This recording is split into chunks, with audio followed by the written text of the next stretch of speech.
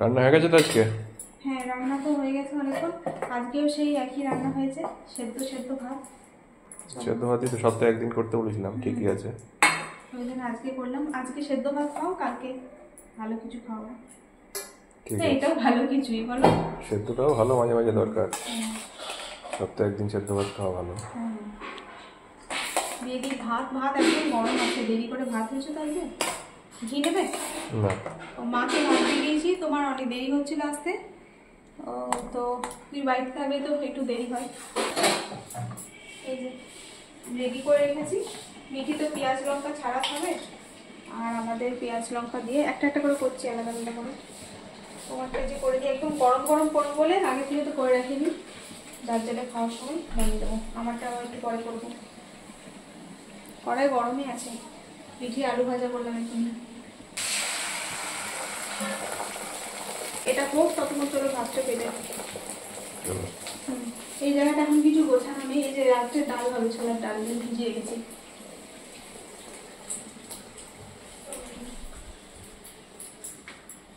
এই যে দেখো, মিঠির জন্য সকালে আলু ভাজা করেছিলাম, সকালে খেয়ে নিয়েছে, বলছে গরম গরম খেতে ভালো লাগে। এই জন্য আবার এই যে একটা আলু ভেজে দিলাম, হলুদ ছাড়া, শুধু লবণ দিয়ে আলু ভাজা।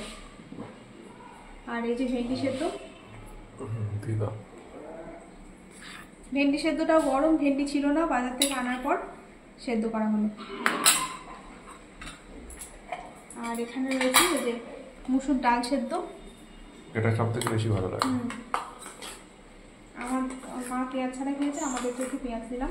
আর এই যে লঙ্কাটা, আগের দিন প্রিয়াঙ্কা বোন বলছিলে দিদি লঙ্কাটা এই গরমে মানে ভাজা করে গুঁড়ো করে রেখো, তো আজকে ওই যে লবণ দিয়ে গুঁড়ো করে রেখেছি। সবটা গুঁড়ো করে, এটা ফোড়ন দিয়েছিলাম তরকারিতে, ওটা আবার তুলে রেখেছি। এই যে ডাল সেদ্ধ মিটিকে একটু দিলাম।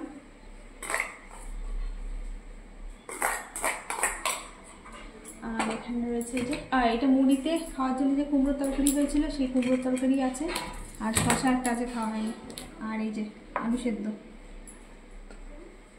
পেঁয়াজ, শুকনো লঙ্কা আর পেঁয়াজ ভেজে মাখা হয়েছে। আর আমাদের একটু করে কাঁচা পেঁয়াজ কিন্তু দিলাম।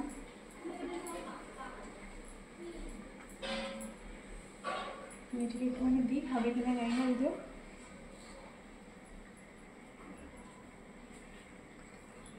ও বন্ধুরা বলে হাত দিয়ে, আলু সেদ্ধ তো হাত দিয়েই মাখতে হবে গরমে।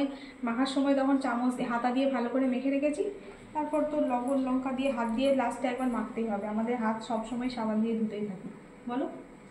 খাওয়ার আগে, খাওয়ার আগে তো বিশেষ করে যে কোনো খাবারে হাত দেওয়ার আগে হাত ধোয়া হয়।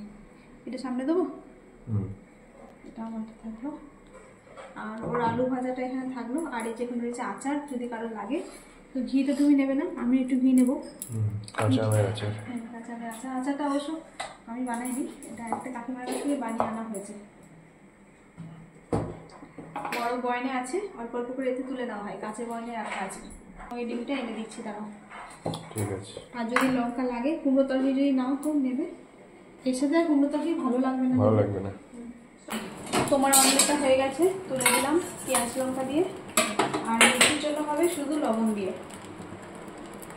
এদিকে ভাতটা গরম হচ্ছে, বন্ধ করে দিই। মিঠি আবার বাটার দিয়েও কখন অমলেট করে, তো আজকে তেল দিয়েই করে দিচ্ছি। বাটার দিয়ে অমলেটটা খেতে বেশ ভালো লাগে। আসলে বাটার খেতে ভালোবাসি তো খুব।